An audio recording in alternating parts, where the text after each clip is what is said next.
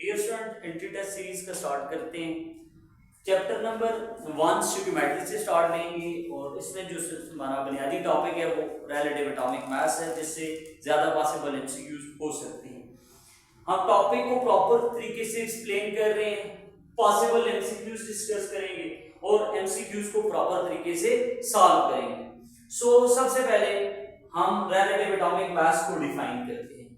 एक एटम का मास इतना छोटा होता है कि उसको आप किलोग्राम या ग्राम में मेजर नहीं कर सकते।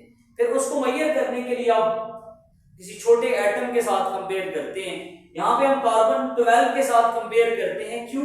क्योंकि कार्बन 12 मोस्ट अबंडेंट आइसोटोप है और कार्बन 12 जो है वो इसका मास एग्जैक्टली 12 यूनिट के बराबर होता है।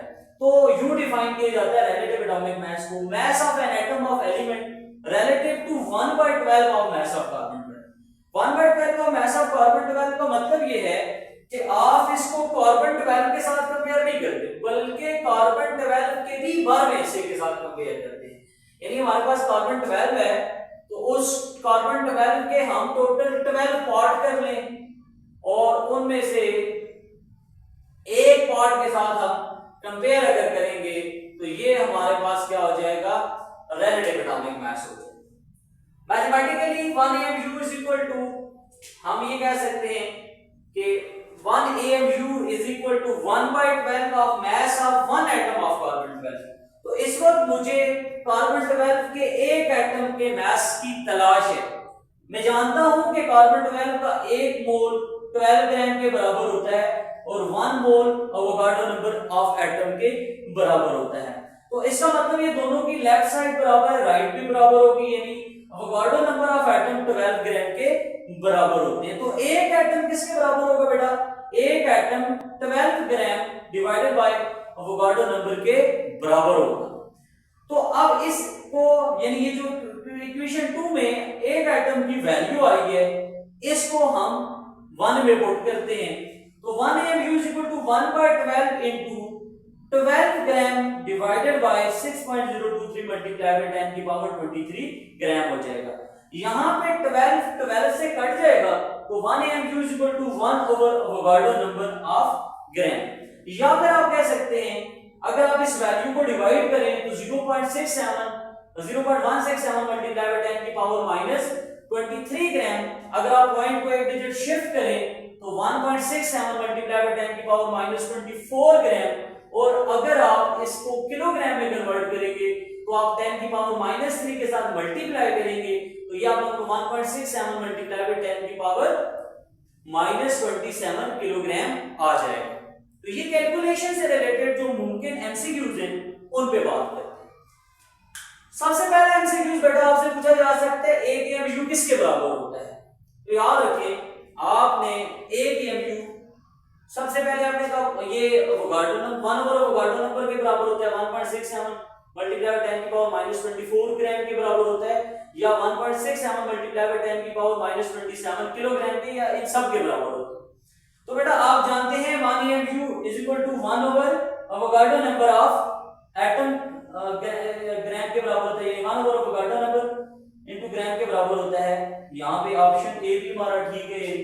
ऑप्शन बी 1.67 मल्टीप्लाई बाय 10 की पावर माइनस 24 ग्राम, बी भी ठीक है।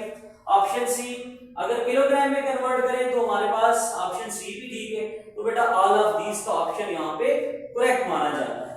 एमसीक्यूज नंबर 2 पे आते हैं। Mass of N oxygen atom, एक ऑक्सीजन एटम का मास कितने ग्राम के बराबर होता है? 16 ग्राम, 8 ग्राम, 2.68 मल्टीप्लाई बाय 10 की पावर माइनस 24 ग्राम, या फिर 2.65 मल्टीप्लाई बाय 10 की पावर माइनस 23 ग्राम। तो कैलकुलेशन करते हैं। बेटा आपको पता है एक AMU 1.67 मल्टीप्लाई बाय 10 की पावर माइनस 24 ग्राम के बराबर होता है। अब आपने किसी भी एटम को देखना है, हमें पता है कि जो हमारे पास ऑक्सीजन है वो 16 AMU के बराबर होता है। तो आप 16 को दोनों तरफ मल्टीप्लाई कर देंगे, यानी 16 AMU is equal to 1.67 multiply by 10 की पावर माइनस 24 ग्राम। तो आप लोगों के पास 2.67 मल्टीप्लाई बाय 10 की पावर माइनस 23 ग्राम आंसर आ जाएगा। तो आप लोगों के पास यहाँ पे ऑप्शन डी जो है वो करेक्ट माना जाएगा। अब बेटा ये तो एक ऑक्सीजन था, आपसे क्लोरीन के बारे में पूछा जाए तो आप क्लोरीन का मास जो होता है AMU में 35.5 होता है, तो 35.5 को आप मल्टीप्लाई कर देंगे 1.67 मल्टीप्लाई बाय 10 की पावर -24 से मल्टीप्लाई कर लेंगे। इसी तरह अगर आपसे नाइट्रोजन के बारे में पूछा जाता है तो आप 14 को मल्टीप्लाई कर लेंगे इस नंबर के साथ। आपसे अगर किसी और एटम के बारे में, जिस एटम के बारे में भी पूछेगा तो आप उसके साथ इसको मल्टीप्लाई कर देंगे। उसके बाद बेटा आप लोगों के पास आ जाता है 1 पॉइंट, नेक्स्ट एमसीक्यूज है, how many time water is heavier than carbon 12। Carbon 12 से पानी कितना हैवी है, तो आपने वाटर का जो मास है उसको कार्बन 12 के मास से डिवाइड करना है। तो जब आप डिवाइड करेंगे तो 1.5 आप लोगों के पास आंसर आ जाएगा। किसी भी चीज के बारे में पूछे कि कितना हैवी है या कितना लाइटर है, तो आप हैवी पार्टिकल को लाइटर पार्टिकल के मास की रेशियो ले लें, इनको डिवाइड कर लें तो आप लोगों के पास आंसर आ जाता है। उसके बाद बेटा लास्ट आप लोगों से पूछा जा सकता है number of atom in 120 AMU of carbon 12। Carbon 12 के 120 AMU में कितने एटम हैं?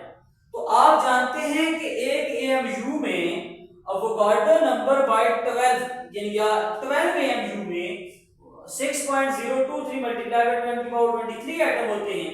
यानी 12 AMU में कार्बन के अवोगाड्रो नंबर जितने एटम होते हैं। तो आप क्या करेंगे, अब अगर आप एक AMU में देखना चाहते हैं तो एक AMU के लिए आप क्या करेंगे, इसको डिवाइड कर लेंगे 12 को दूसरी साइड पे, यानी 1 AMU is equal to 1 AMU is equal to Avogadro number by 12। तो जब आप इसको डिवाइड करेंगे तो उसके बाद बेटा आपने ये अगर 120 है तो 120 के साथ इधर भी मल्टीप्लाई कर लेंगे, दोनों तरफ मल्टीप्लाई करेंगे तो इसको जब आप काटेंगे तो आपके पास आंसर 10 आ जाएगा। इसी तरह से आपके पास मुख्तलिफ वैल्यू हो सकती है। ये तो 120 वैल्यू थी, आपसे पूछता है अगर 200 AMU में कितने एटम होंगे, तो या आपसे पूछता है 500 AMU में, तो जो भी वैल्यू होगी उसको आप अवोगाड्रो नंबर बाय 12 से मल्टीप्लाई करेंगे तो आप लोगों के पास करेक्ट आंसर आ जाएगा।